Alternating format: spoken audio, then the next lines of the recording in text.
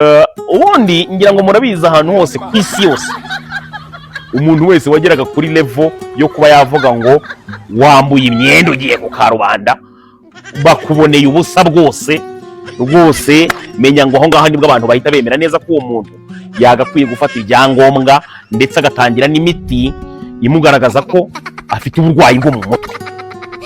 Imyenda ntiwahohotewe wenda cyangwa se ngo bagufate ku ngufu bayikwambure ku gahato, oya, ni wowe ku giti cyawe wafashe imyenda ukayikuriramo ugatangira gufata agatsina kawe.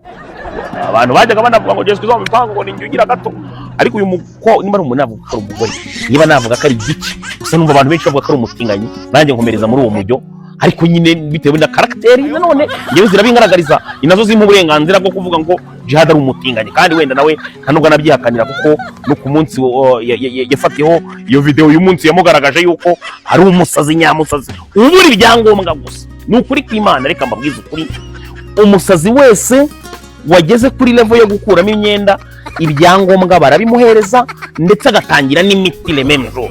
Nkaro iteka iyo tukubaza ahantu so ari ntuhatubwire, biratubabaza cyane, biratubabaza cyane. Ikindi kandi Jihad nagiraga ngo nkwibutse, ibaze kuba maginga yanga ushobora kuza ugaseka ngo narwaye ngakantu ngo mwirugu ngo kwera tondeze n'ibiki byose, sindi umukwaferi wenda ngo nariyogoshe, ni ibintu byizanye nyine gutyo. Ariko Jihad ukibagirwa yuko nyoko ukubyara arimo aratora amashashi mu Bugesera, ukanga kuza kubitubwira ngo dukuri fundraising tugufashe, aho ukirwa hari uvuga ubusari ibiki byo wowe. Sasa rero kanze nongera nkwibutse, u Rwanda si urwaso, uru Rwanda n'urw'abanyarwanda bose muri rusange. Nta muntu n'umwe ufite uburenganzira bwo gukanga ngo wowe ngo nugera mu Rwanda ngo ibintu nzagukorera uzajya kubikorera agashino ka nyoko bro.